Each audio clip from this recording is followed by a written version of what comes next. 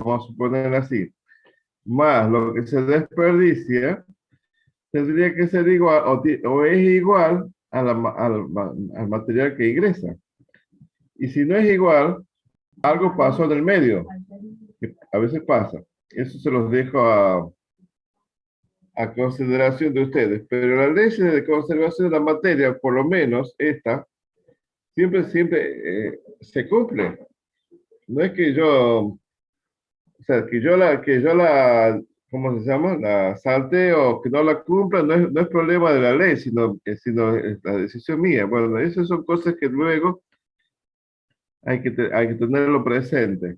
Bueno, eso sería la base de lo que hemos visto, un ejemplo de la aplicación de lo que hemos visto en la clase pasada. ¿Mm? Eh, por supuesto, hay que seguir practicando, ¿sí?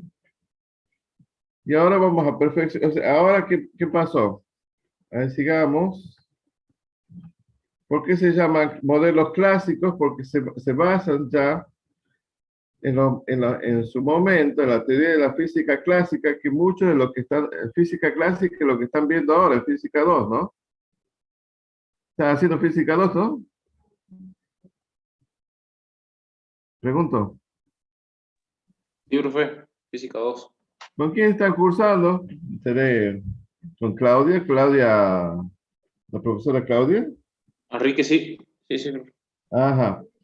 Bueno, entonces aprovechen la oportunidad para ir relacionando lo que ven en física 2 con lo que vamos viendo acá. Entonces se enriquece lo que ven en física 2 y lo que luego ven acá. ¿Se entiende? O sea, no separen. Esa idea de separar, esa hay que ir tratando de dejarla de lado. Porque acá, fíjense, si ustedes ven lo que hablamos de naturaleza eléctrica, todo esto son cosas que lo van a ver o ya lo vieron en física 2. Si no, los van a ver pronto. Bueno, vamos a avanzamos.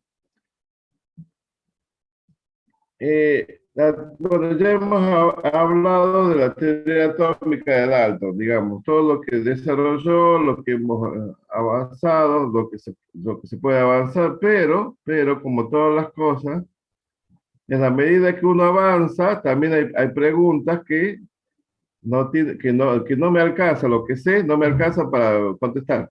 Es así de simple. Acá hay algunos ejemplos de preguntas.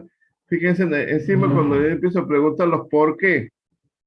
Porque ¿se acuerdan la teoría por ejemplo, un ejemplo era con relación a esta primera línea que está acá? A ver, vamos a avanzar un poco. Ah,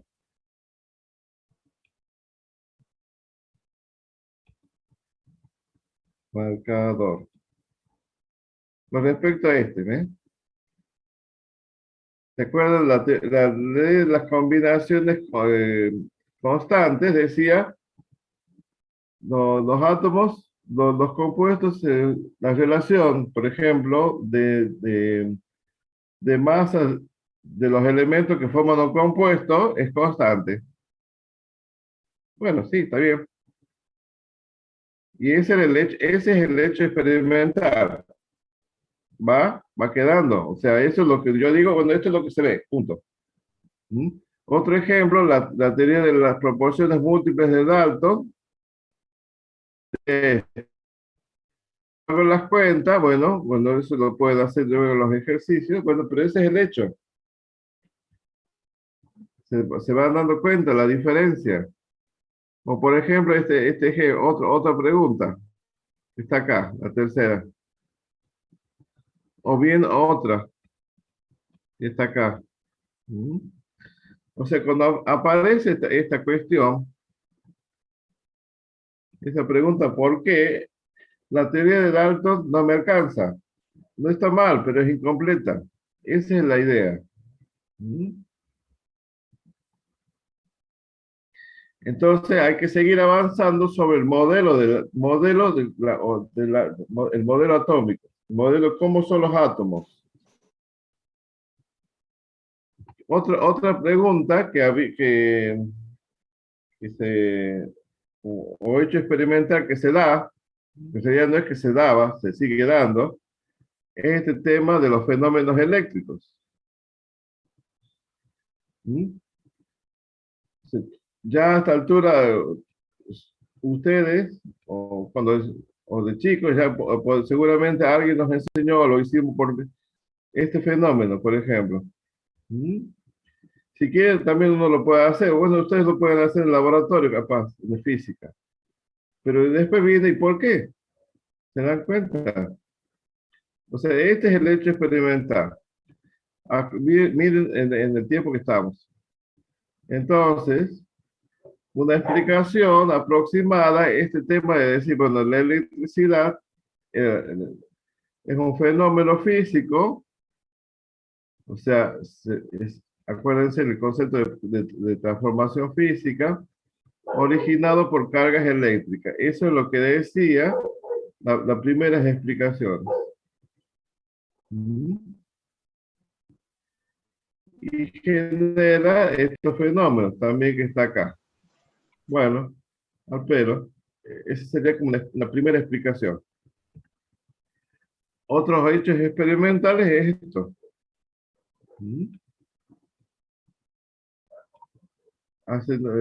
Bueno, digamos, en nuestra región podemos ver tormentas, o sea, los rayos. Por supuesto que no es el caso de las auroras boreales, pero sí, bueno, si tienen la oportunidad de viajar a esos lugares, seguramente la van a ver, pero siempre la naturaleza del hecho que sucede tanto acá como esta, se debe a fenómenos eléctricos. Claro, ahora viene la pregunta, ¿qué son los fenómenos eléctricos? ¿Mm? Eh, Estas fotos que están acá, la idea es ilustrar como para, pero en realidad ustedes mismos pueden tanto ver fotos nuevas o como ver ¿cómo se llama? En la realidad cotidiana, ¿no? No, no es que esto sea lo único. Sigo. Entonces, una manera de explicar la naturaleza eléctrica, bueno, acá fíjense, de paso vemos algunos años, fíjense en la época que estamos. Nosotros acá, en esta época, acuérdense, estábamos lidiando con el virreinato de Río de la Plata y cosas por el estilo. Entonces, la electricidad la describen en términos de cargas eléctricas, que es algo que creo que ya ustedes lo han visto o lo están viendo en física, ¿no? Cuando tienen distintos iguales signos, las cargas se repelen y si no, se atraen. Hasta ahí. ¿Sí?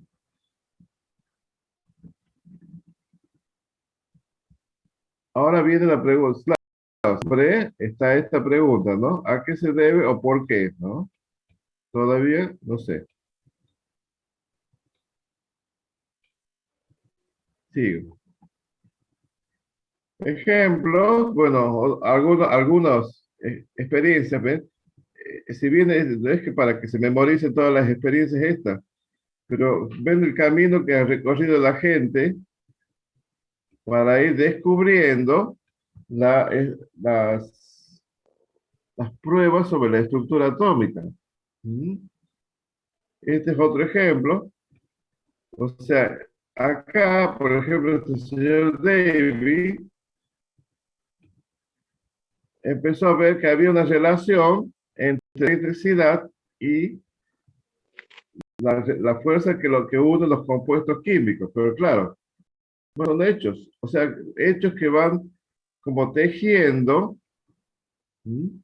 O vamos descubriendo a poco haciendo el proceso. Bueno, este es otro. Y acá ya fíjense, aparece una relación cuantitativa entre la cantidad de corriente y la cantidad y las reacciones químicas que se pueden medir. ¿Mm? Michael Faraday, luego en electroquímica vamos a verlo con más detalle. Ven, ya relacionó la química con la electricidad, eso se llama electroquímica. pero todavía sigue pendiente cómo es el átomo. Bueno, otros estudios, fíjense, van sugiriendo el concepto de carga eléctrica. Y acá ya aparece la idea, el nombre de electrones. ¿Sí?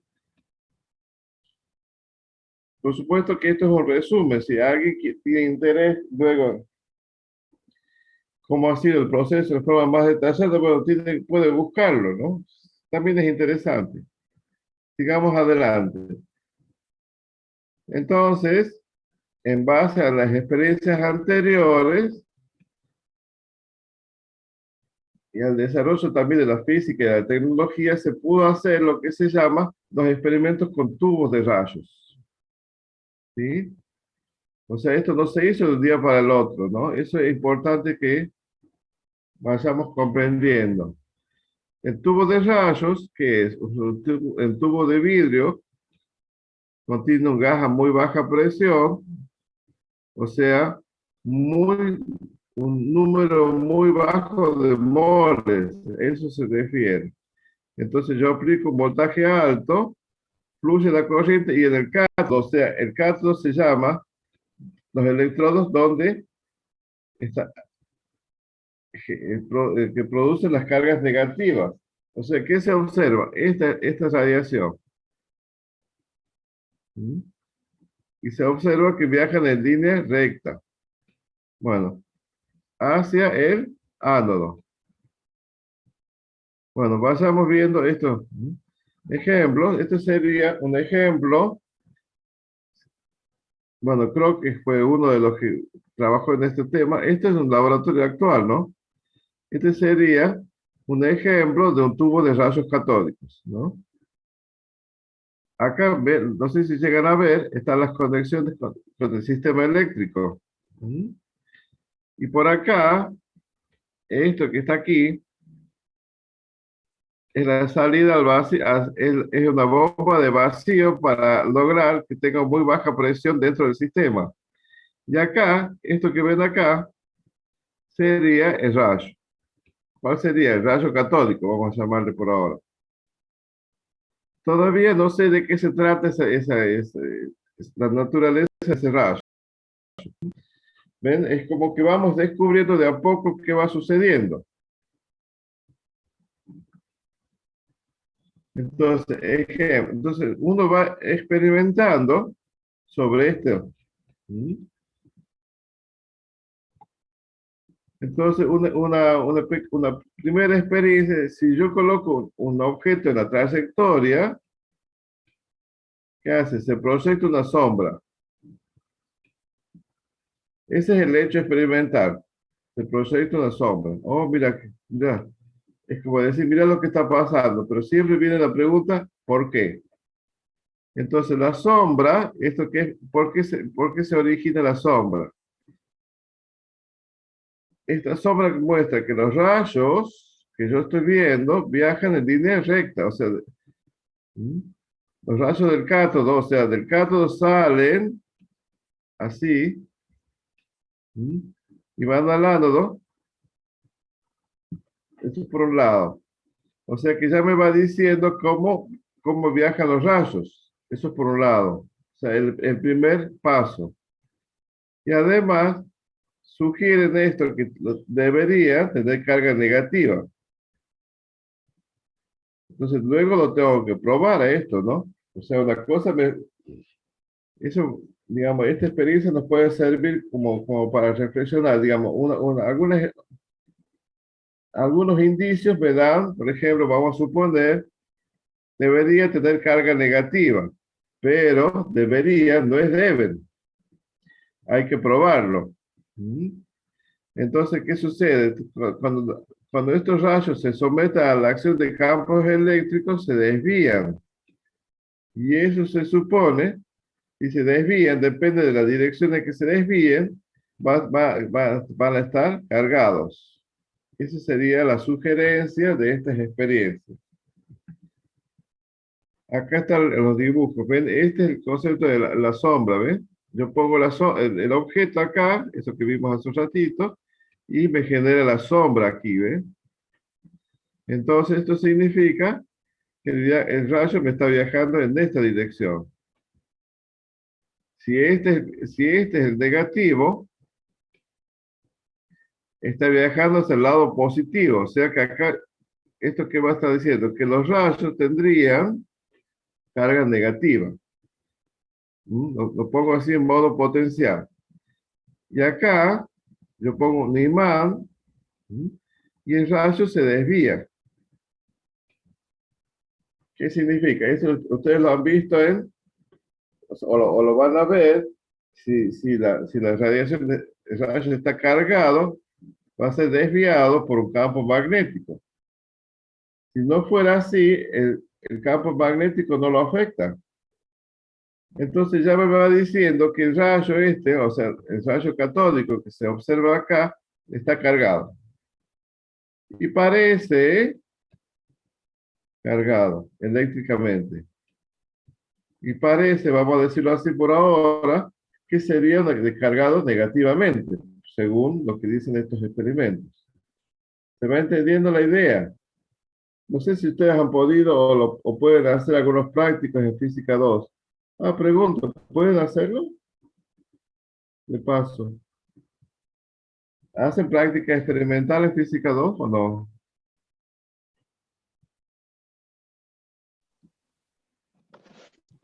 Sí, profe, pero todavía no estamos viendo práctica. Ah, Eh, todavía aún no. no.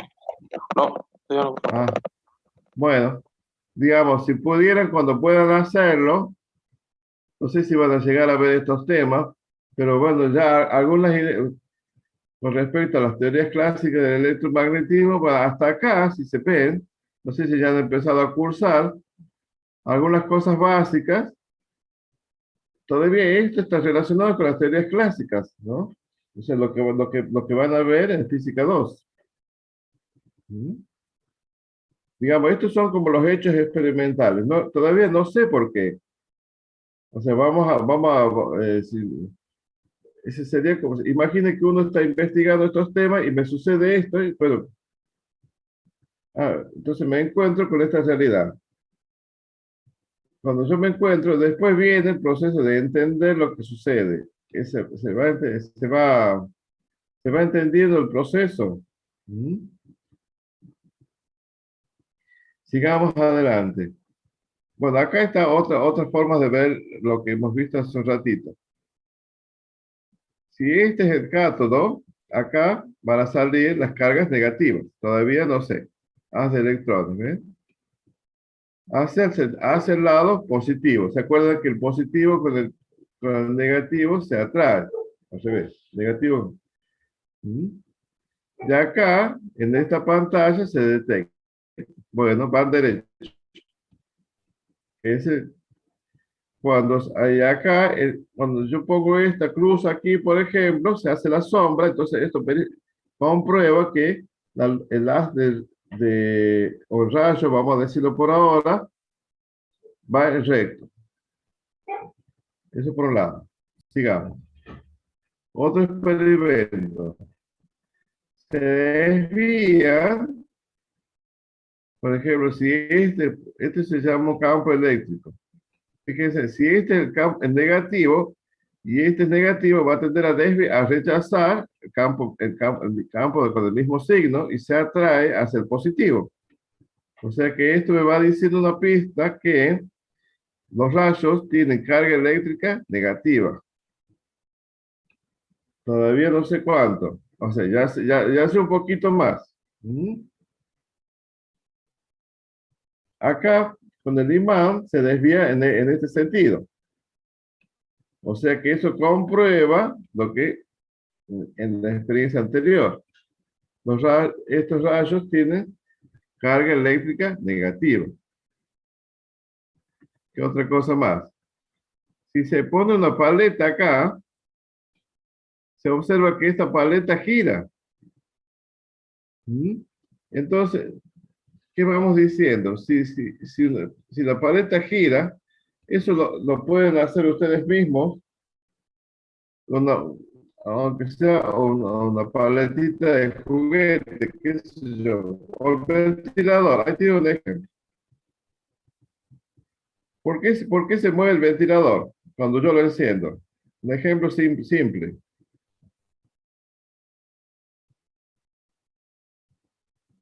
Además de que lo enchufo, obviamente, lo enciendo, pero ¿qué sucede que hace que el ventilador se mueva como conocemos?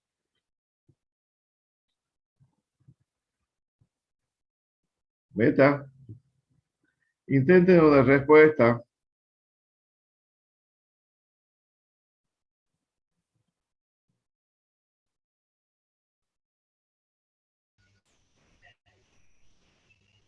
Ya lo tengo. ¿Cómo, Nahuel? ¿Quién- ¿Qué les Para que se parece? muevan paletas, alguien tiene que ver una masa o algo que les... No escuché. O sea, vamos a suponer que si yo tengo, bueno, una cosa así, apago el ventilador o lo tengo solo, se mueve solo. Para que Es las una, paletas, ajá, tienen que estar claro. O sea, algo ¿qué que tiene está que haber para que esto sugiere? ¿Qué tiene que haber desde la física?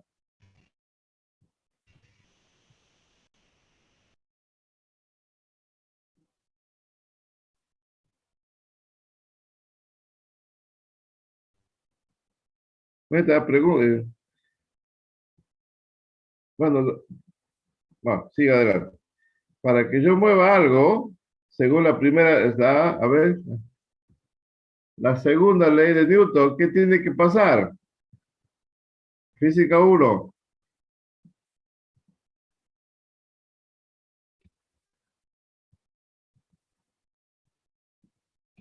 Eso se supone que es un vector. ¿Ah? Sí, se mueve, porque el hecho experimental es que esta paleta se mueve. Si se mueve, ¿por qué se mueve? Se le aplica una fuerza. ¿Cómo? Porque se le aplica una fuerza. Porque se le aplica una fuerza. Y si se aplica una fuerza, o sea, esto es un vector, acuérdense.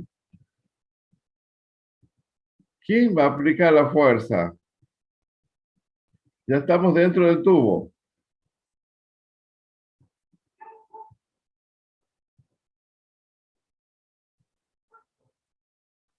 O sea, no hay mano que pueda meterse, es obvio. Entonces, si se mueve, ¿qué sucede?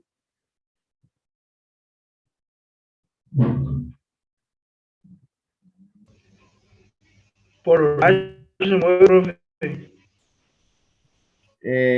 No sé quién me está hablando, pero se escucha como con eco. No sé si es un problema de quién.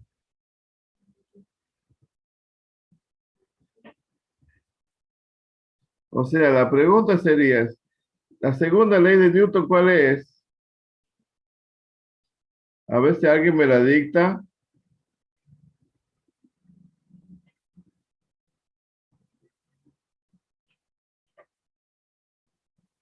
Silencio de radio.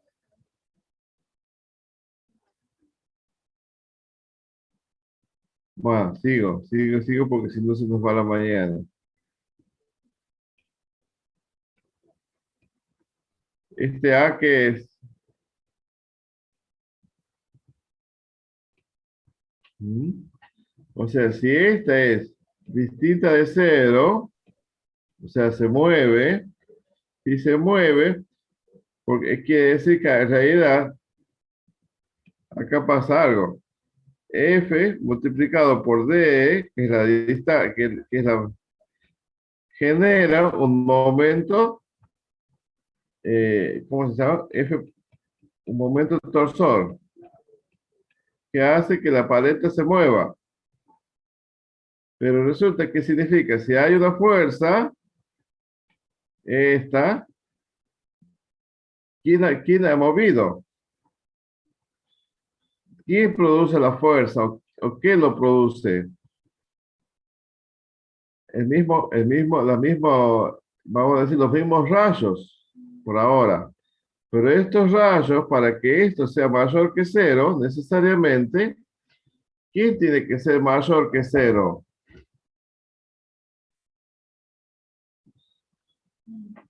Es física 1, chicos.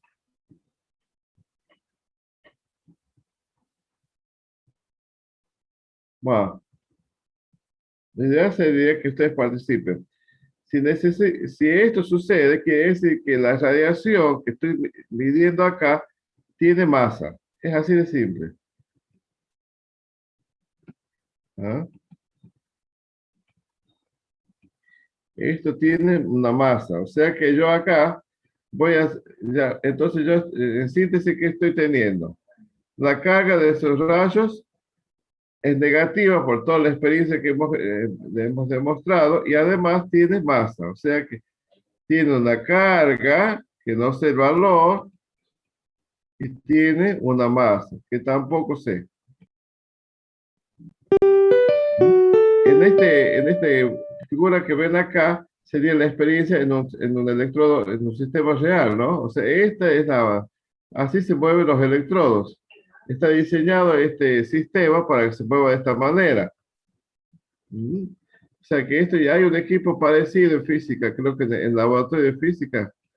Luego le preguntan a la profesora Claudia si en algún momento pueden experimentar o ver, por lo menos. ¿Mm? Bueno, entonces esto es lo que vamos viendo con esta experiencia. ¿Sí? Ahora parecería una experiencia de práctico de clase, pero en su momento fue muy importante. Sigo adelante. Entonces, y ahora tengo otro problema. Tengo dos incógnitas y no tengo ninguna otra relación. Ese es el tema. Entonces, la siguiente experiencia es intentar relacionar la carga con la masa. Bueno, fíjense, este señor Thomson, fíjense en el año que estamos,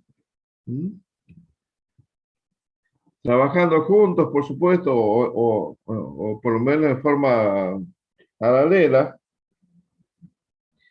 intentaron relacionar la relación de la carga, o sea, este concepto, cómo se relaciona la carga con la masa de los electrones. Vamos, ya les llamamos electrones. Entonces, por supuesto que se basaron ya acá en cálculos de la teoría electromagnética. Claro, todo eso todavía a lo mejor no lo vieron, pero nosotros vamos a aceptar lo que esta valor de la relación de carga-masa tiene este valor, ¿sí? Determinado experimentalmente. O sea, calculado a partir de mediciones experimentales. No es que sea un número que a mí se me ocurrió y digo, bueno, ahora va a ser esto, sino determinado a partir de valores experimentales, repetidos muchas veces seguramente. Bueno, por ahora no tenemos más remedio que aceptar este valor, ¿sí? O sea, pero ahora sí todavía tengo otro problema. ¿Se dan cuenta que matemáticamente es otro problema? ¿Alguien se da cuenta? Sí, profe.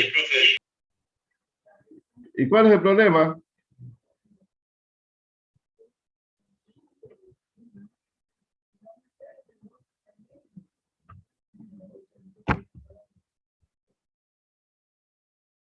¿Va? Me dice que sí, pero ¿y cuál es el problema ahora? Es un problema matemático en realidad, hasta ahora. Que lo vieron, que está en relación con los que han visto en álgebra y geometría analítica en el primer cuatrimestre. A ver si bueno, fíjense en qué sé yo, total, ¿qué puede pasar?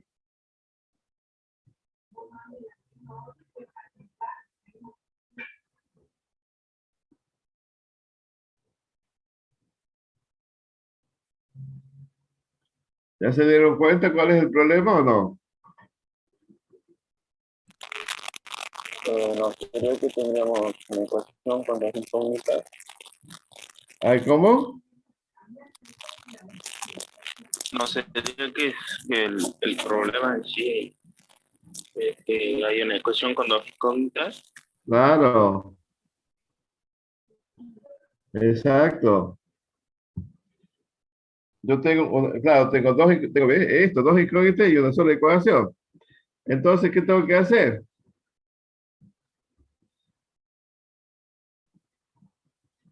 Le va a pasar muchas veces, no solamente le va a pasar a los grandes científicos, ¿no? Entonces, si yo tengo una situación así, algo tengo que hacer, si no, no lo resuelvo el problema, me quedo varado con esto. ¿Qué hago?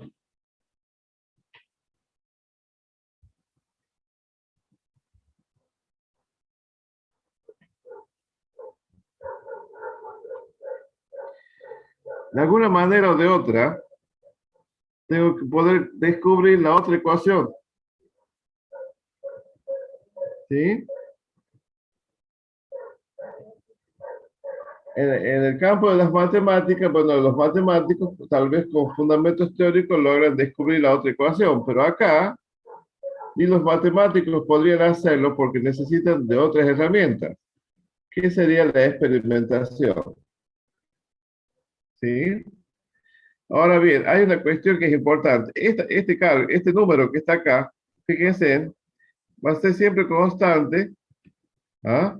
Sin importar el gas con el que estamos midiendo, trabajando, y tampoco ni la composición, ni la fuente de la... O sea que eso podríamos aceptarlo como una constante universal. O sea, eso es importante, porque yo tengo acá como una base sólida, todavía me falta, pero ya tengo una base en que confiar para los futuros cálculos. Bueno, eso sí es importante.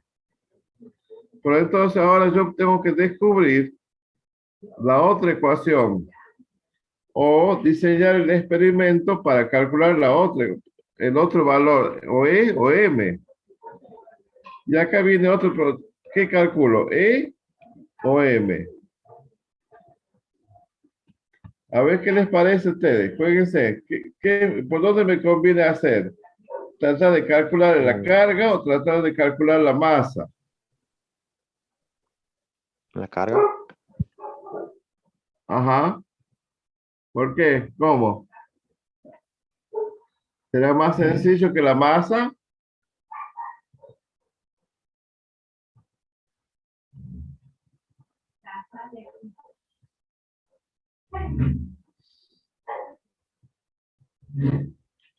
Sí, es más sencillo. ¿Por qué? Sería más sencillo en principio calcular la carga que la masa.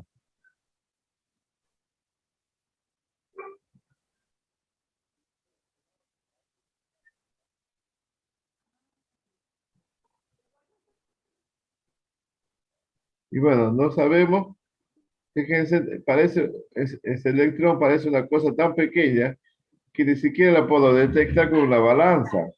Imaginen la época, ahora todavía no. O sea, ni siquiera con las balanzas más sensibles, imaginen la época. O sea que lo que dice, no me acuerdo, no sé, no me acuerdo quién dijo, tratar de determinar la carga es más sencillo. Es la siguiente experiencia, que es lo que se llama la experiencia emílica. Fíjense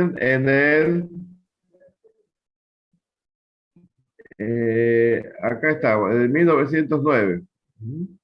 Fíjense que todo esto está sucediendo en el rango de 10 a 20 años, ¿no? Como para que tengamos una idea del tiempo. Entonces, implica equilibrar la fuerza de gravedad, ¿sí? A ver, déjame un poco el color.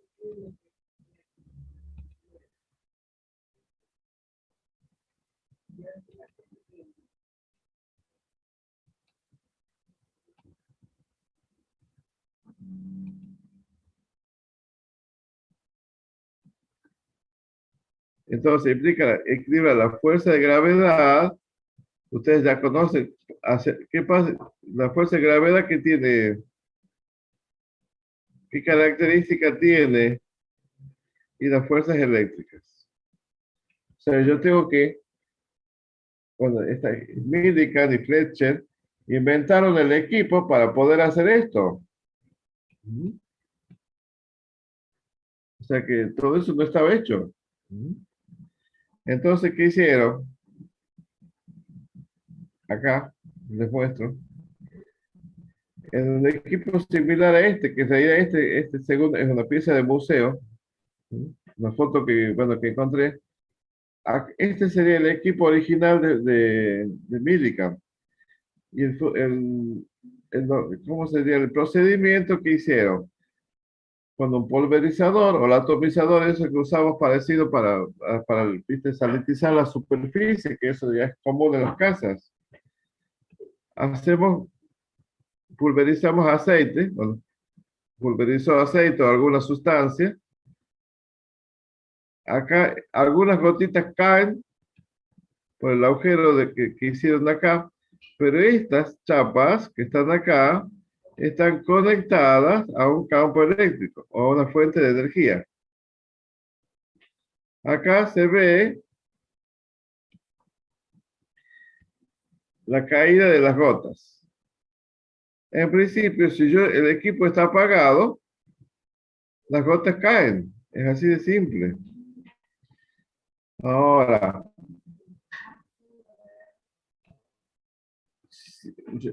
supónganse, enciende el equipo y enciende esta fuente de radiación para que rompa esas gotitas. O sea, ya sabemos que las gotitas se van a romper en partículas cargadas positivas y negativas. ¿Sí? Entonces, si esto es positivo, las partes negativas de la gota van a irse para la parte de arriba y el resto para acá. Eso por un lado. Entonces, si yo regulo la intensidad del campo eléctrico desde afuera, o sea, con un sistema de control, se puede lograr que la partícula, ve un poquito, vamos a esperar un poquito acá.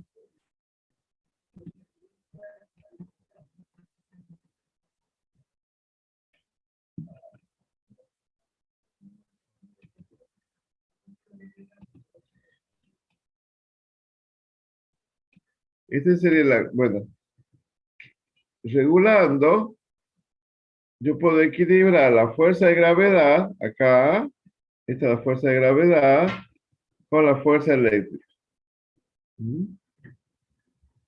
Esa es la idea de Millikan.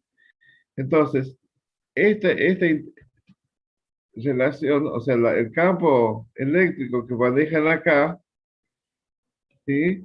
Va a estar relacionado, bueno, que eso lo vamos a tener que aceptar porque nos falta conocimiento de física, con la carga de esas partículas. Entonces, acá, ¿qué encontraron? Que la carga, cuando es negativo, por supuesto, se pega acá y las positivas van a ser acá, por supuesto. Que para ambas el valor de la carga siempre es el mismo. O sea que es 1,6 por 10 a las menos 19 coulombios, se llama.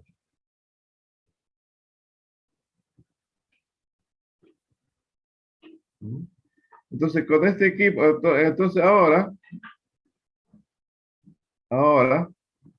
conociendo este valor, o sea, esto que está determinado con el experimento que hemos visto, y este que está determinado con el experimento anterior, o sea, el tubo de descarga, con eso ya se puede calcular, ahí está, la ecuación que me faltaba.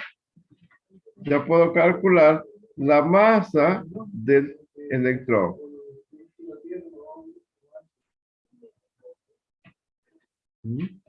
Fíjense en el orden de magnitud del electrón. O sea, claro, ¿qué se va a poder pensar? ¿Ven? 10 a la menos 28. ¿Saben lo que es esto, no? 0, ¿cómo?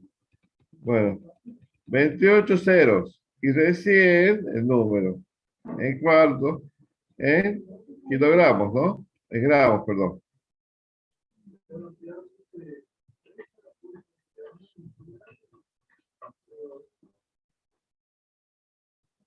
Entonces, bueno, ya tenemos una idea de una partecita del átomo, que son, bueno, vamos a llamarle ahora los electrones negativos y tienen esta masa. Bueno, por un lado, hasta ahí llegamos con los electrones. Pero en la medida que siguieron avanzando las investigaciones y este señor Goldstein observó que si se perfora este sistema, ¿dónde estamos?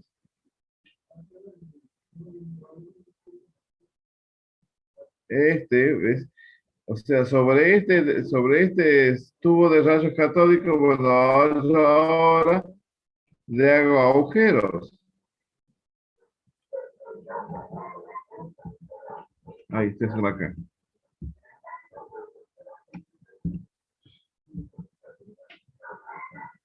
Me adelanté a la... Casi que les digo el final de la película.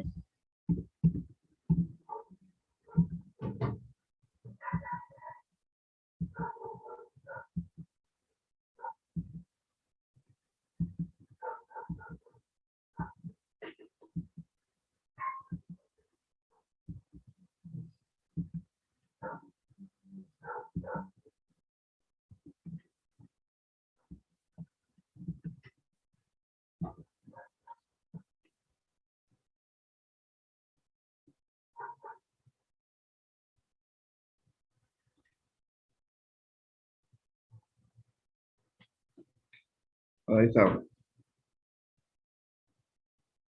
Entonces, bueno, ya tenemos esto. Entonces descubrieron que también había rayos de carga positiva. O sea que mi gas, ahora, que está la muestra acá, por un lado, van aquí, al ánodo, o sea, del cátodo al ánodo, y también van en este sentido. Entonces, acá que hemos visto, cuando los rayos catódicos, los negativos, siempre van a ser constantes. Pero cuando se trata de los rayos positivos, la relación de carga-masa depende de qué, del gas que yo ponga. ¿Sí? Esto es como una cosa que va dando otra pista. Esto se llama, entonces, si son cargas positivas, bueno, por supuesto, con estudios más profundos que lo que vemos acá, también descubrieron que la carga es la misma que la carga del electrón y está formado por una partícula elemental que se llama protón. O sea que yo acá tendría los protones. ¿Sí? Acá hay una foto de lo que se llaman los rayos positivos. También le dicen rayos canales.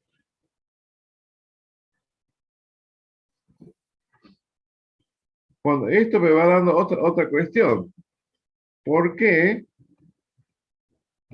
son positivos, pero a su vez depende de la masa? Depende de la relación de carga-masa es distinta depende de la muestra. Entonces, si yo ya sé, fíjense lo siguiente. Vamos a ponerle acá. Yo ya conozco el valor de la carga, que ya lo hemos visto por el experimento de Millikan, y el valor de carga-masa es distinto, que quiere decir que estos rayos positivos están formados por partículas que tienen distinta masa. Bueno, eso es lo que va apareciendo como ideas generales de la experiencia. Vamos a seguir. Entonces, estas experiencias ya van sirviendo como para diseñar el modelo de Dalton. Entonces, ¿qué pensaron? Los átomos, por supuesto, tienen su propia masa, reaccionan, se reacomodan y de acuerdo a lo que decía Dalton, pero no eran esferas sólidas, sino que era una esfera cargada positivamente con partículas, los electrones insertos dentro de esa gran esfera cargada positivamente. Es como el clásico, bueno, este es el ejemplo, digamos, como pasa en un budín, dicen. Y bueno, sí, cuando uno abre un pan de Navidad, aproximadamente la analogía es esa. Estas serían las pasas de uva, ¿sí? Y esto sería la masa. Bueno, no estuvo mal, digamos. Es una base con respecto a la anterior. Esta sería otra figura para ilustrar la idea. O sea, la carga positiva está distribuida en toda la masa y acá tenemos los electrones o cargas negativas.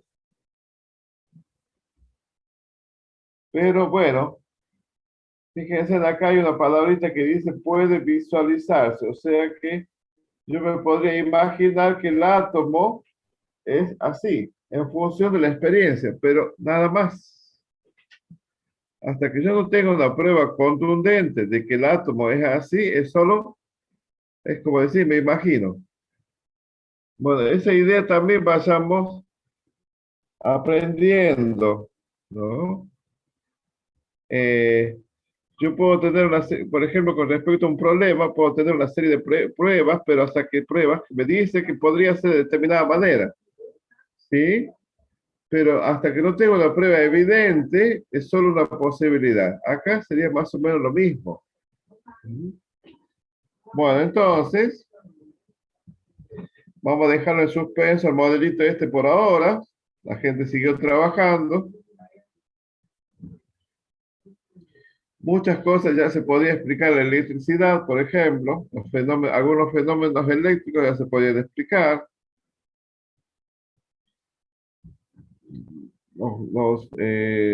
Digamos, los cálculos basados en la teoría de Dalton ya se podía seguir, porque todo eso seguía siendo válido, pero acá estaba la historia.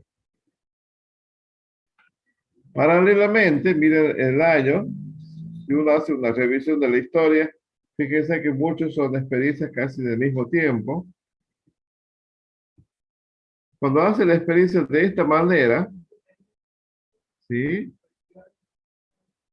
Apareció una radiación muy particular que tenía estas características, ¿no? Si no se desviaban por un imán, quiere decir que no era materia, que atravesaba la materia, así como otros ejemplos. Entonces, Röntgen le llama rayos X. Hasta ahí es como decir, bueno, también no sé todavía para qué sirve, pero es lo que sucede. Sigo.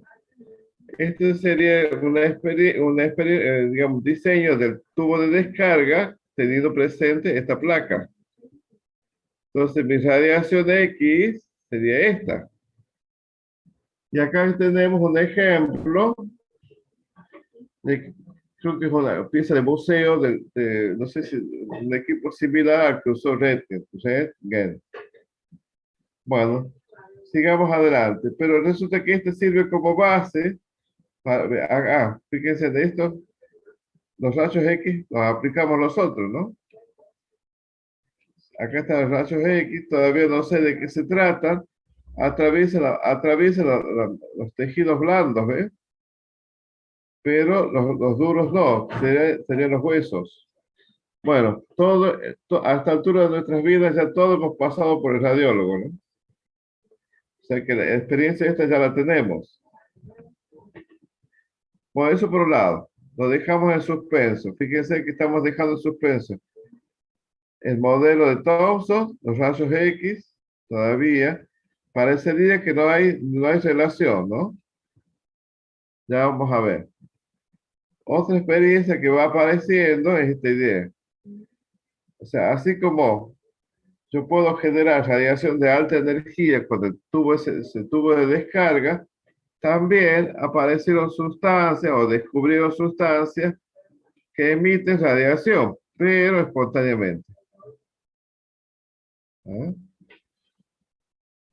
Esa radiación, bueno, Marie Curie le llamó radioactividad, o sea, ellos solos emiten, ¿no? El material solo. Y con algunas propiedades parecidas a los rayos X.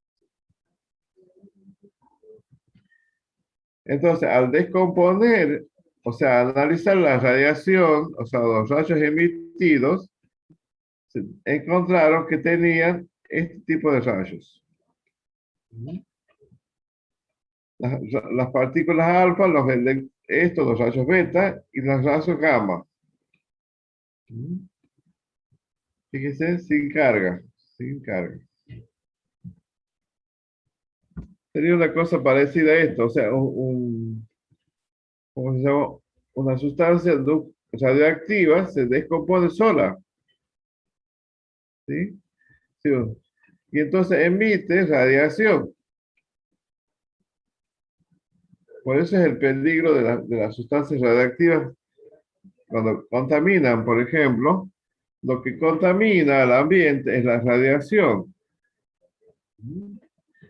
Bueno, por otro ejemplo, bueno, están formados por las partículas alfa, los rayos gamma y las partículas beta.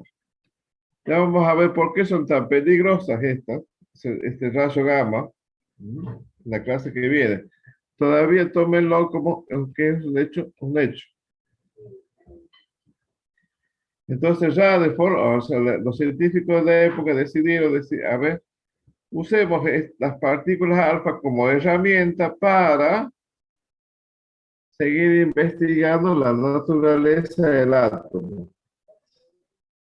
¿Se entiende la idea? O sea, aunque no lo entiendan bien, o sea, a ver, el ejemplo, yo muchas veces no entiendo bien cómo se hacen las cosas. Por ejemplo, una llave para aflojar una tuerca, ¿yo qué hago? La uso.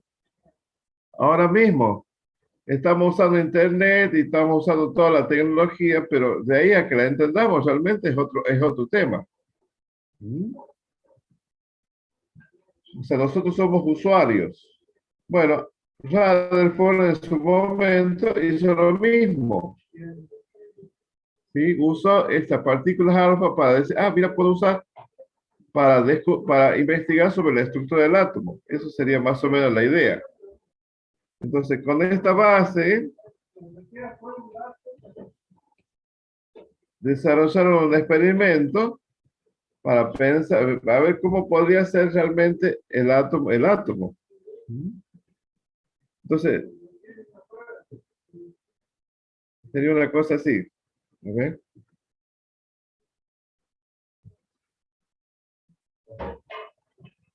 Acá.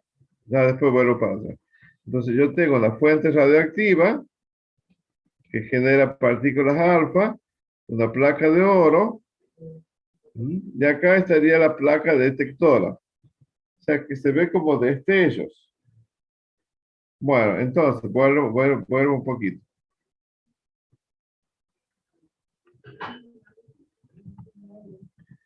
Entonces, si el modelo de Thomson era correcto, o sea, esta sería la hipótesis. El concepto de hipótesis, acuérdense, es la propuesta de solución al problema. Sí, entonces se dice, si el modelo es correcto, o vamos a suponer, el modelo es correcto, entonces las partículas tienen que ir apenas se desvían. Esa sería la idea. Bueno, hago la experiencia. Si se comprueba el modelo, si los resultados comprueban lo que he pensado, el modelo es correcto. Pero resulta que, ¿qué sucedió? No sucedió. Algunos se desvían, muchas iban derechito, y algunas que otras se desviaban y otras se desviaban mucho. Esa es la historia. Ese es el resultado de la experiencia. ¿Sí? Acá digo. Cuando es el resultado de la experiencia, ¿qué sucede? Más o menos acá, la La anécdota, por así, o la comparación, dice la historia, que Rutherford decía, era como disparar contra una pared de papel, más o menos, imaginen, y resulta que la bala me vuelve. Claro, es una cosa de locos eso. ¿Cómo es eso? ¿Mm? Bueno, era loco, no loco, era lo que sucedía. Entonces, ¿cómo explico yo este resultado? Cuando yo explico, entonces voy creando avanzando sobre la estructura del átomo. Sería una cosa así. Esta sería la idea del modelo de Thomson. Si Thomson tenía razón, todo pasa derecho. ¿Qué sucede? Muchas pasan derecho, pero resulta que hay algunas que se desvían un montón, por así decirlo. ¿Ah? En el aparato sería una cosa así. Muchas pasan acá, pero hay unas cuantas que se desvían y mucho. Entonces viene una nueva pregunta. Ay Dios, ¿cuál sería la nueva pregunta?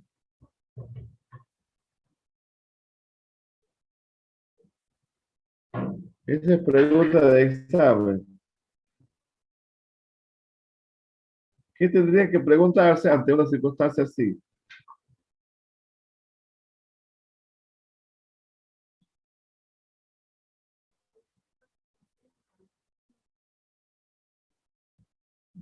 ¿Por qué?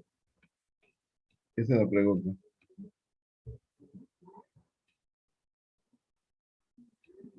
¿O a qué se debe?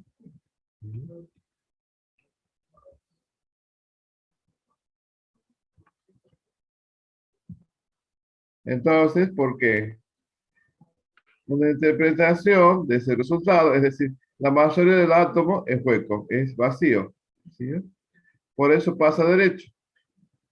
Pero resulta que esta desviación se debe a que esta partícula cargada positivamente se desvía fuertemente porque cuando choca contra otra partícula cargada positivamente y pesada, ¿ah? Entonces si es pesada y carga positivamente, entonces eso es lo que Rutherford le llamó núcleo. O sea que mi átomo va a tener un gran espacio vacío y formado por el núcleo donde va a estar prácticamente toda la masa del átomo. Esa es la idea esencial del átomo de Rutherford. Fíjense la diferencia, ¿no? Acá estaría mi átomo de Rutherford, mi átomo de Thomson, y acá sería el primero, el modelo de Dalton, que sería como de fuera sólido. ¿Sí? Sigo. Entonces, con esas experiencias, que por supuesto que fueron muchas, ya se pudieron hacer mediciones. Por ejemplo, se pudo ya empezar a estimar la masa de los átomos y el tamaño de los átomos. Y acá tenemos un ejemplo. Fíjense que el núcleo, ese puntito que les hice acá, es 10.000 veces menos que el tamaño del átomo. Acá la vez pasada les hacía una pregunta. Si yo estoy acá, en un punto dado, vamos a suponer que estoy en la ciudad. Si quieren, imaginen que estamos en la plaza del centro de Santiago. Entonces tengo 10 kilómetros. ¿Conocen algún lugar que esté a 10 kilómetros en línea recta? A ver, de la plaza, como para tener.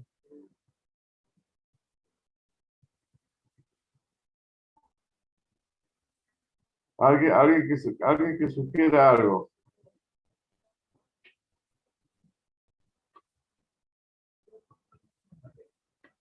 ¿Nadie sugiere nada? 10 kilómetros. O sea que yo tengo acá.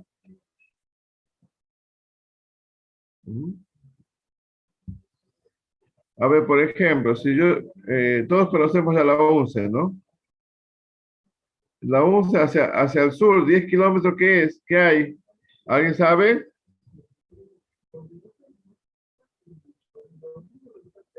Pregunto. San Juan, ¿ves? ¿Me parece San Juan? Bueno, no hay. Bueno, entonces, si tengo un diámetro de 10 kilómetros, 1/10.000, ¿qué sería? Mejor dicho, 10 kilómetros, ¿cuántos metros son?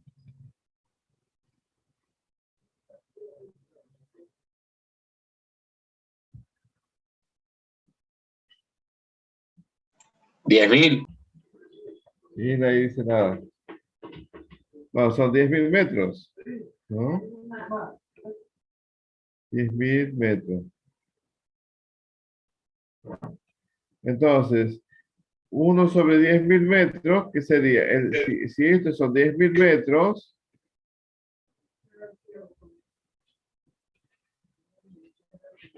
el núcleo tendría 1 metro.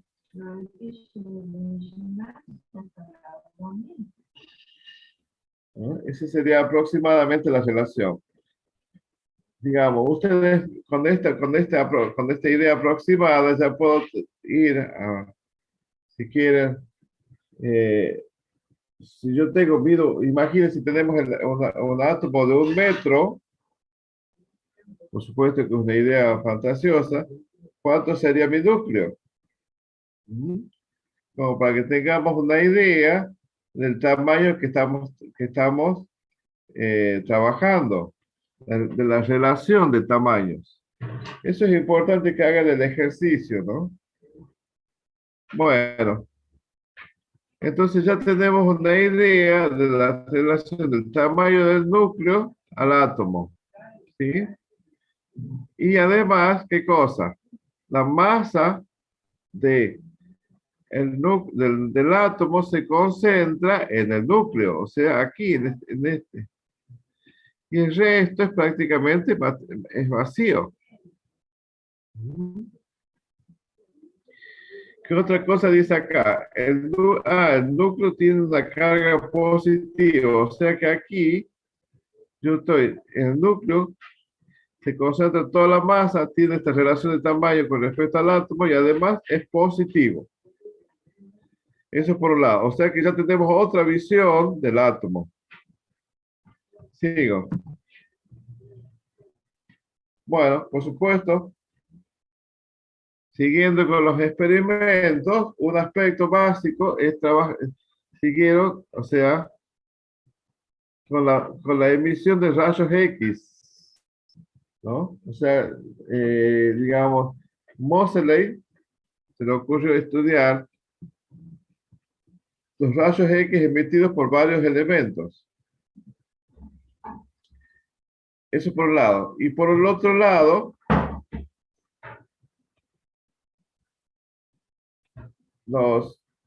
digamos, Max von Laue se llama, consiguió esto, difractar los rayos X de la misma manera que la luz visible. Pudo descomponer en componentes, etc. Todo esto es física 2 que luego lo van a terminar de entender. Entonces, ¿qué pasa?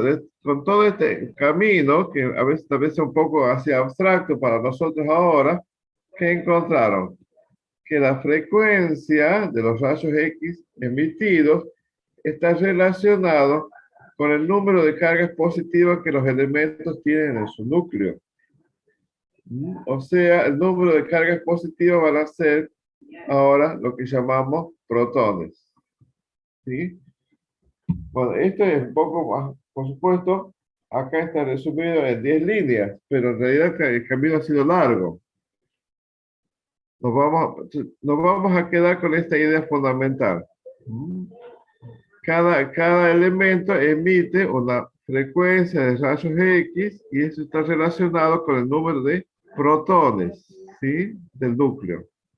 Entonces, y cada protón, el número de protones determina la identidad de cada elemento. Eso sí es importante. Y en los átomos neutros, o sea, sin carga, va a ser igual al número de electrones. Entonces yo ya tengo una idea un poco más clara de cómo sería el átomo. Por ahora. Entonces ya se puede visualizar otro modelo de átomo. Bueno, acá está dibujado fíjense que en el fondo no es más que un tubo de descarga diseñado de tal manera de poder producir rayos X, ¿no? Y acá, si se fijan, esta función, o sea, hay una relación directa, M, directamente proporcional a esta variable independiente. Este M sería este es lineal. Entonces ya vieron que esta radiación está directamente relacionada con lo que llamamos ahora número atómico. ¿Qué es el número atómico? El número de protones.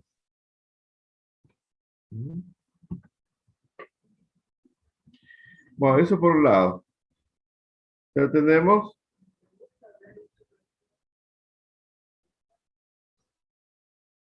Fíjense, en 1932, bastante después, otra serie de experimentos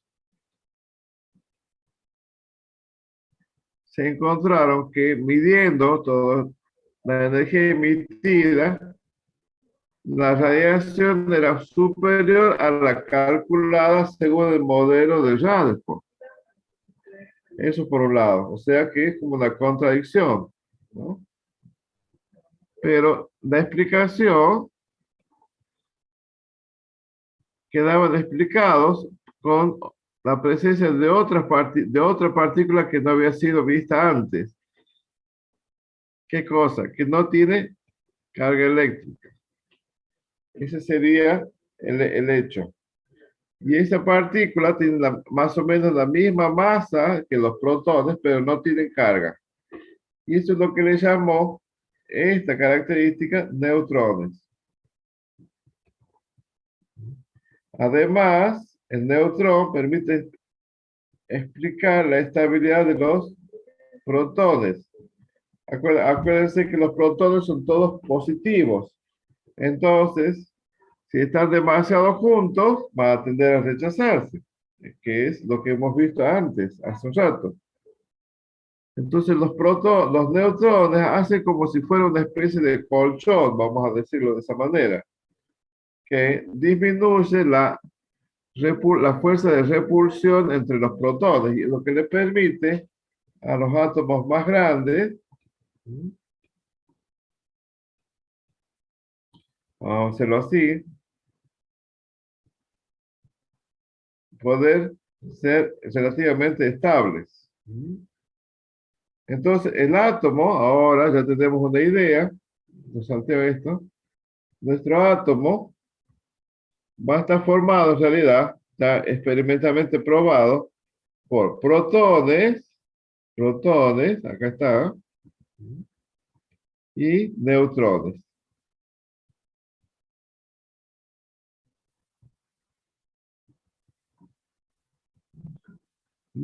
Entonces, todos los átomos de todos los elementos, salvo el hidrógeno, van a tener protones, acá,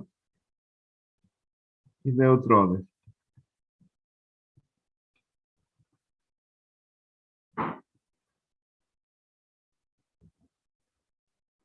Entonces, este va a ser el núcleo, acá va a estar concentrada toda la masa, y esto va a ser el espacio vacío que forma el resto del átomo.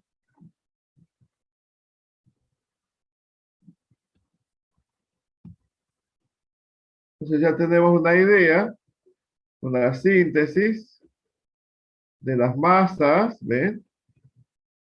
De protones y neutrones. Fíjense en que la masa de los electrones, o sea, si yo tengo una cosa así, vamos a decirlo así, mi protón va a tener una masa mucho más grande. Casi 10.000 veces, acá se ve.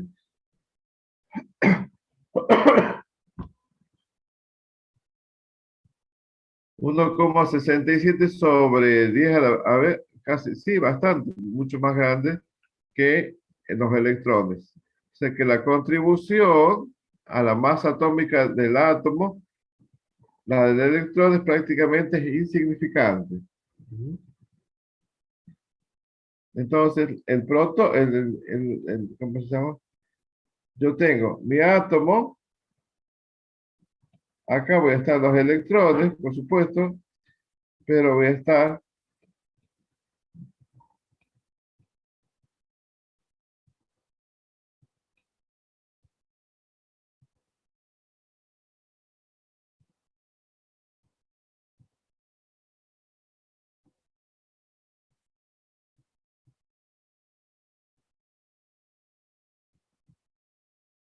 acá van a estar los protones y los neutrones. Sigo. Bueno, acá entonces, ahora podemos ya caracterizar cada átomo con lo que se llama el número de masa, que es la sumatoria del número de protones y el número de neutrones. Y los simbolizamos acá. Esto que está acá es el número de protones. O sea, es la identificación de cada elemento, ¿sí? Entonces, por ejemplo, un elemento cualquiera, si tiene un número atómico de 19, el potasio, su número atómico es sí o sí 19.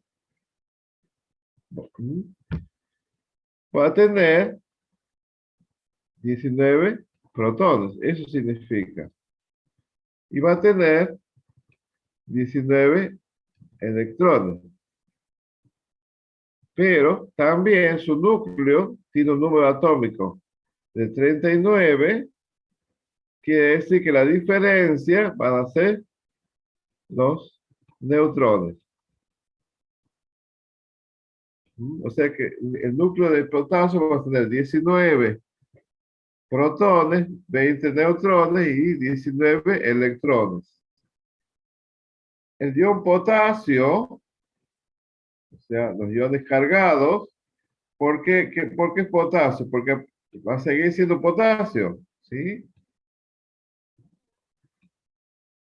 Sigo teniendo esta cantidad de protones, pero ahora, y sigo teniendo el mismo número de neutrones. Pero resulta que por alguna razón, vamos a decirlo por ahora sí, perdió su electrón. Perdió un electrón. Entonces va a tener 18 electrones. O sea, el potasio no puede aumentar su carga a costa del aumento de protones, porque si no ya es otra cosa. ¿Sí? Bueno, otro ejemplo, el cloro. Tiene un número atómico de 17, eso significa que voy a tener 17 protones, ¿ah? Y voy a tener 17 electrones. Y el número básico es 35, si, haciendo la cuenta, necesariamente voy a tener 18 neutrones. En el caso del ion cloruro, ¿qué ha pasado? Sigue siendo cloro, ¿no? Si alguno de estos valores cambia, pasa, ya es otro elemento, ¿eh? Pero nada más que yo cloruro, ahora por alguna razón se ganó un electrón de más. Y por eso ahora tiene 18 electrones. Ya vamos a ver que algunos elementos les resulta más fácil perderlo y otros ganarlo. Bueno, por eso es un tema que viene en las clases que vienen. Esto se llama, esto que están acá, iones. O sea, son átomos cargados por pérdida o ganancia de electrones. ¿Sí? Ese es el concepto de ion. Entonces, bueno, volviendo repasando, entonces yo puedo caracterizar un elemento de esta manera. Bueno, esto me sirve de base para definir el concepto de isótopo. Los isótopos son, ¿ven? Son átomos del mismo elemento, pero su masa va a ser distinta. Bueno, esto ya es una contradicción ¿cómo se llama? Al modelo de Dalton, ¿sí? Fíjense, en el hidrógeno, yo acá tengo un neutrón. Además, y acá tengo dos neutrones, pero sigue siendo hidrógeno. Si cambia el número de protones, cambia todo, ¿eh? Y acá lo mismo.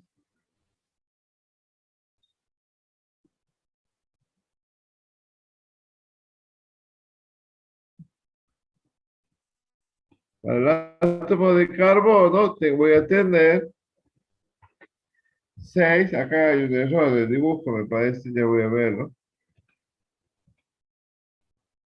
¿Ves? 6 protones.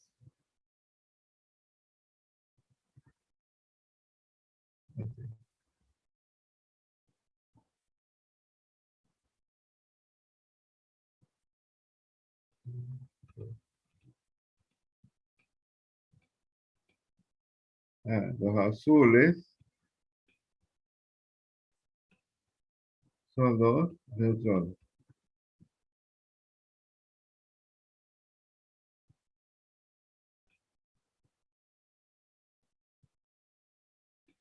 Entonces, el carbono 12, ¿qué significa ahora? Que yo tengo, mi número atómico es 12, o sea, 12, 6 protones y 6 neutrones. El carbono 13, voy a tener, fíjense, 6 protones, acá está, los rojos son, y en este caso 7 neutrones. Y acá 8 neutrones. ¿Sí?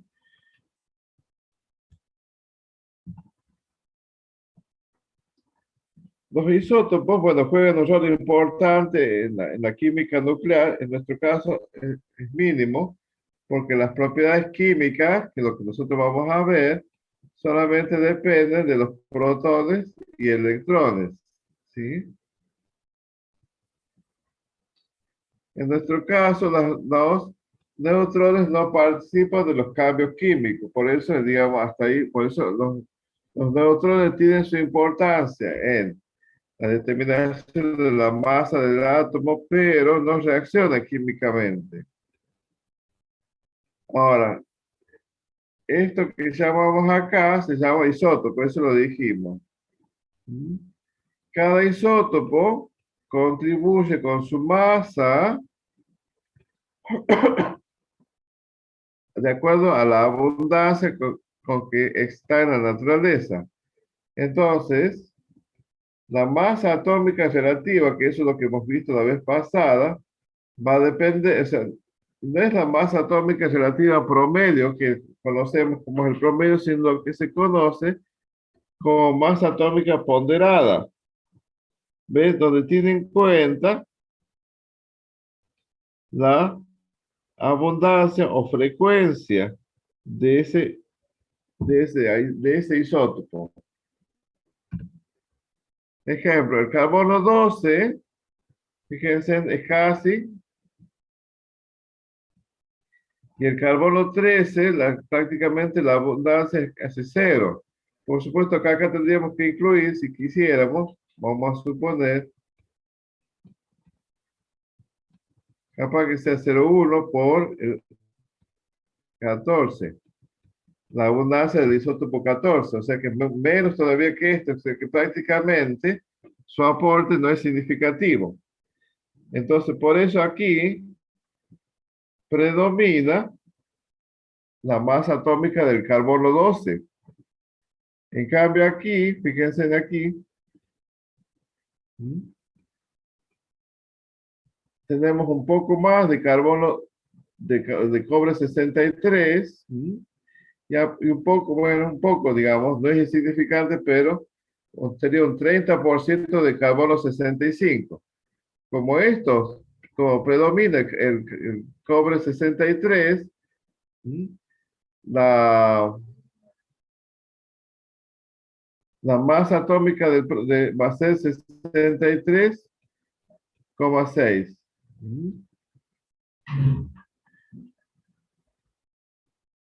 O sea que, digamos que la masa atómica promedio ponderada tiende un poquito más al lado de 63.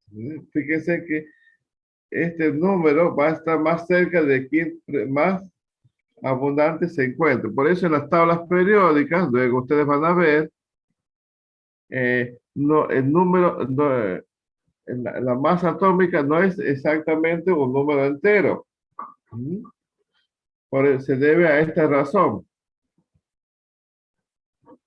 Entonces, bueno, nosotros en nuestros cálculos posiblemente redondeemos a la primera cifra decimal, pero es por el límite que le ponemos en el curso, ¿no? Eso luego ustedes lo verán en la práctica. Entonces, en base a esto, ¿se acuerdan de esto? La masa atómica relativa es la definición de la masa del átomo, un átomo cualquier X sobre la unidad de masa atómica. Pero entonces, ¿por qué 6 y 6? 6 protones y 6 neutrones, multiplicado cada uno por este valor, que eso lo hemos visto hace un ratito. Y en definitiva, cuando hago las cuentas, ¿ven? Simplifico esto. ¿Esto cuánto es? 1. Y al final, este valor es esto. O sea que la masa atómica relativa va a ser numéricamente igual al número básico. Claro, si fuera un átomo puro, ¿no? Claro, cuando yo ya tengo mezcla de átomos, o sea, en la naturaleza, por supuesto no es número entero, sino como hemos visto hace un momento, va a ser la masa atómica ponderada. Ejemplo para el cobalto, ¿sí? Estos son neutrones más protones más neutrones y así sucesivamente. Ahí está el sodio, otro ejemplo. Ven que depende en realidad del número de protones y neutrones que tiene el elemento. Pero cada protón y cada neutrón tiene una masa constante, que eso es lo importante. Bueno, otra cuenta importante acá. ¿Se acuerdan que habíamos definido el concepto de mol? Bueno, a ver, vamos a verlo al revés ahora. El número de moles o el mol se define como el número de partículas contenidas exactamente en 12 gramos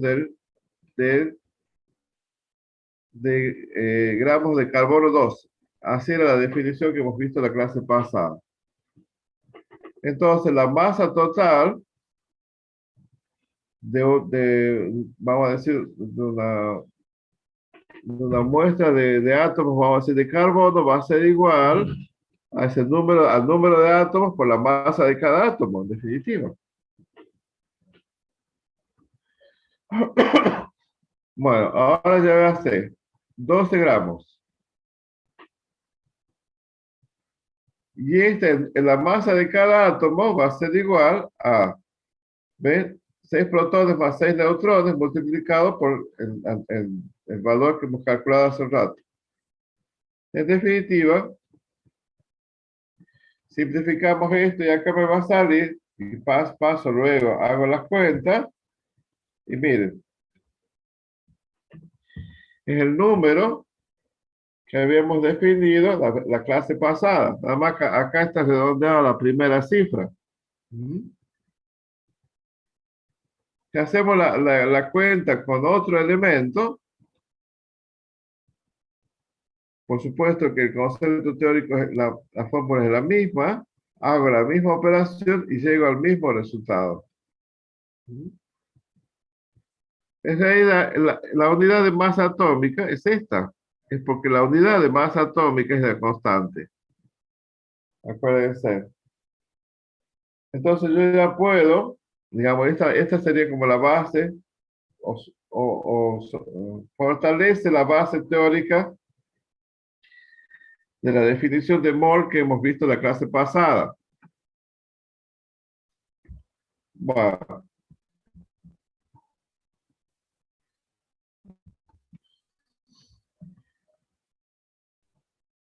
algunos conceptos más que es importante. Este concepto de ion, ya lo hemos visto hace un rato en realidad. ¿Sí? Es el grupo o grupo con carga eléctrica, ¿no? O sea que yo tengo un exceso o un defecto de electrones en realidad. ¿Sí? Entonces, bueno, se lo escribe de esta manera. Fíjense, si yo tengo un ion con carga positiva como este, ¿cómo se llama? Cation. Ven que si yo tengo acá un ion sodio, quiere decir que ese átomo ha perdido un electrón. Por alguna razón, ya después vamos a ver. Y los que tienen una carga negativa se llama ion cloruro, por ejemplo, o ion bromuro, ioduro, o sulfato. El sulfato quiere decir que el grupo en conjunto ha ganado dos electrones. ¿Mm?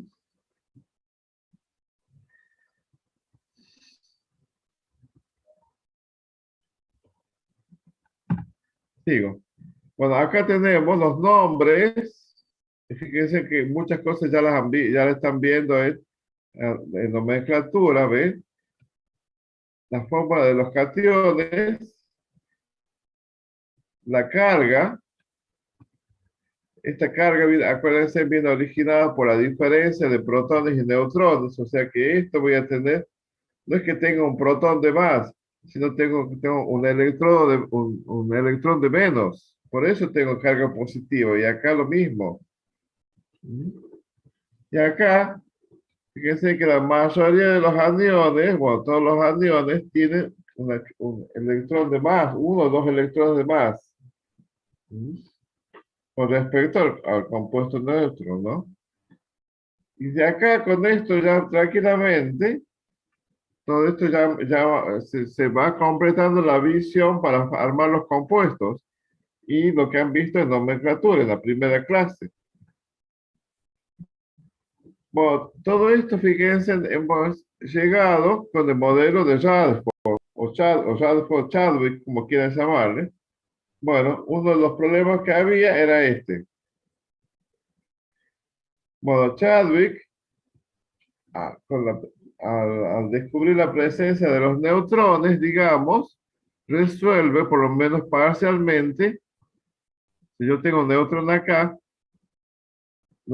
el rechazo de las fuerzas positivas dentro del núcleo. ¿Sí? Eso es lo que hemos visto hace un momento. Y permite que, digo yo, que el núcleo sea estable, no se autodestruya. Pero lo que no está explicado, y ese es el problema, es como si yo tengo una carga negativa aquí y acá tengo carga positiva, los electrones no se caigan dentro del núcleo. O sea, las leyes de la electrodinámica clásica no pueden explicar esto. Entonces, digamos, como si fuera un paredón, ¿sí? No, es la limitación del modelo de Rutherford. O sea, acá debemos reconocer todo el camino que hemos hecho, fíjese todo lo que se ha podido ver, inclusive fortalecer el modelo de Dalton del concepto del número de moles, pero es como que llegamos a un límite y decir, bueno, hasta acá llegamos, ¿sí? El modelo de Rutherford no puede explicar esta contradicción, porque la física clásica, por eso es lo que usted lo que hemos visto en física clásica ya no alcanza para explicar este fenómeno. Inclusive cuando ustedes vean el curso de física 2, van a llegar a determinado límite y van a ver que ahora sí hay fenómenos que la física clásica no alcanza. O sea, no es que esté mal, sino sencillamente hasta ese momento no alcanza. Y con eso terminamos la clase de modelos atómicos clásicos. La clase que viene va a ser los modelos atómicos modernos, o sea, es como un salto de la física, para poder seguir avanzando en la comprensión de la estructura del átomo. Bueno, con esto terminamos la clase de hoy. En el transcurso de la semana les voy a colgar ejercicios sobre este tema, ejercicios de conceptos, o sea, como de teoría, para que vayan practicando, bueno, para cuando llegue el momento de la evaluación, por supuesto. Así que bueno, por ahora es todo, chicos. No sé si tienen alguna pregunta. Y si no, nos despedimos ahora, nos despedimos hasta el próximo miércoles. Más, en realidad no hace falta que se termine. Cuando ustedes necesiten, me escriben ahí en el mail que está en el correo, en el aula, si necesitan consulta. ¿Sí? Y arreglamos horarios. ¿De acuerdo? Bueno, profe. ¿Ves? Entonces, por ahora nos vemos. Bueno, Dejo de compartir, a ver. Dejo de compartir la pantalla.